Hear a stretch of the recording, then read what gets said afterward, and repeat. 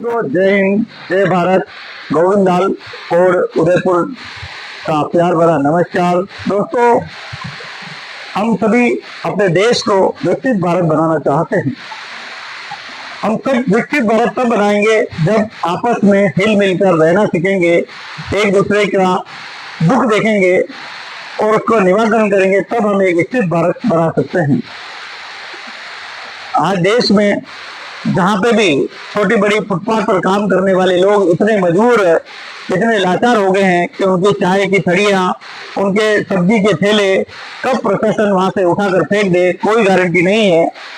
छोटे बड़े ठेले वाले, फुटपाथ पर व्यवसाय करने वाले होकर भी अगर इस तरह से प्रताड़ित रहेंगे, हम आए दिन देखते हैं किस प्रकार से पुलिस द्वारा या नगर निगम के कर्मचारी कैसे उनके खाने पीने की चीजों पर, उनके सब्जी पर, उनकी फड़ियों पर कैसे लाते मारते हैं, कैसे बुलडोजर से उठाकर ले जाते हैं और उनके सपनों को चूर चूर कर देते हैं। आखिर ये विकसित भारत, हम कह सकते हैं ये सिर्फ विकसित भारत, लेकिन विकसित भारत में रहने वाले लोग ही जब विकसित नहीं होंगे तो हमारा रोजगार कैसे चलेगा। अभी मेरे सामने देखें, ये गाडोलिया समाज के लोग हैं जो कुछ बेचने के लिए, छोटी छोटी चीजें जो घर में काम आती है उसको बेचने के लिए आए हैं और बेचकर अपने घर का गुजारा और अपनी जिंदगी चलाने के लिए यहाँ पर आए हैं। लेकिन सरकार का रवैया, प्रशासन का रवैया और कुछ लोगों की कमियां, अब कमियां तो लोगों में ही निकलेगी और निकलेगी कहाँ। प्रशासन तो सीधा लोगों पे ही करता है कि साहब ये बैठते हैं, उसके बाद में ये करते हैं, वो करते हैं, जाम लग जाता है, कई प्रकार के बहानेबाजी होती है। लेकिन मैं पूछना चाहता हूँ, जब विकसित भारत कैसे होगा? हम अपने राष्ट्र को विकसित बनाना चाहते हैं तो सबसे पहले हमें विकसित बनना होगा, सोच बदलनी होगी, दिशा बदलनी होगी, तब जाके काम चलेगा। हमें देखना होगा कि हमारे भारतीय लोगों को रोजगार कैसे मिले, चाहे वह चाय की थड़ी वाला हो, चाहे वह समोसा कचौरी वाला हो, चाहे वह रबड़ी वाले हो, गोटे वाला हो, या कोई गुब्बारे बेचने वाला हो, खिलौने बेचने वाला हो, या और फुटपाथ पर किसी प्रकार के ऐसे औजार बेचने वाला हो। हर व्यक्ति का दर्द को देखना होगा, हर व्यक्ति के दर्द को समझना होगा और एक निश्चित स्थान उसको देना होगा जिससे कि वह आराम से रोजगार कर सके। लेकिन सरकार और शासन और प्रशासन में बैठे हुए लोग इन लोगों को भगाने का काम करते हैं। कैसे रहे?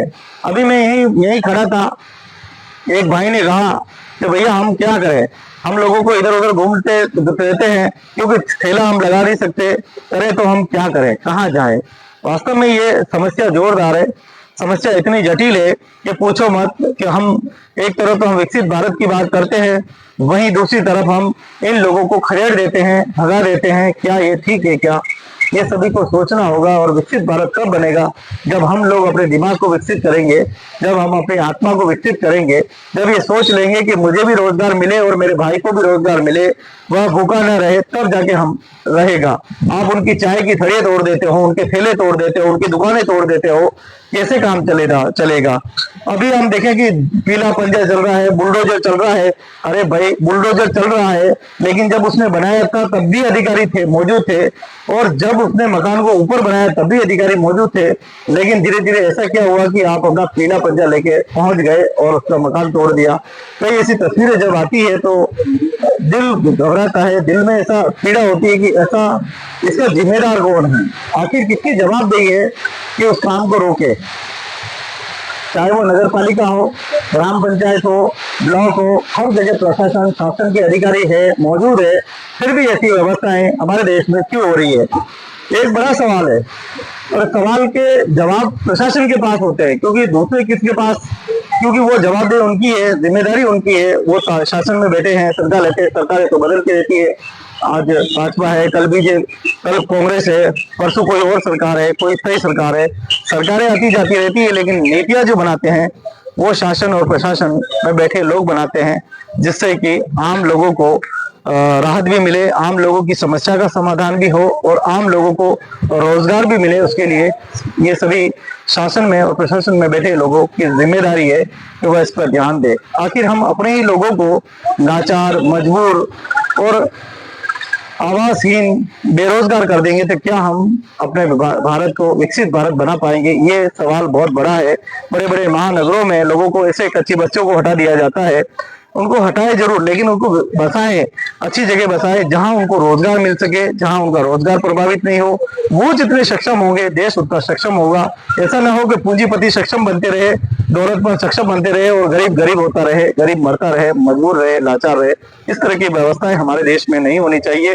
समानता की हम बात करते हैं, ये मजहब नहीं सिखाता आपस में बैर करना, हिंदी है हम वतन के हिंदुस्तान हमारा। हम बहुत बड़े नारे भी लगाते हैं। आज उस महापुरुष की जन्म जयंती है जिसने इस पूरे राष्ट्र को अखंड रखा। अखंड के लिए उन्होंने पूरा जीवन त्याग दिया। ऐसे महापुरुष की जन्म जयंती है सरदार वल्लभ भाई पटेल, जिन्होंने पूरे अखंड भारत को बनाने के लिए कितना बड़ा प्रयास किया, कितनी रियासतों को यहाँ विलीन किया। ये एक अलग बात है कि जब रियासतों को विलीन करने का जब दौर चल रहा था, तब मेवाड़ रियासत ने सबसे पहले हस्ताक्षर किए थे। महाराणा भोपाल सिंह जी ने हस्ताक्षर किए थे।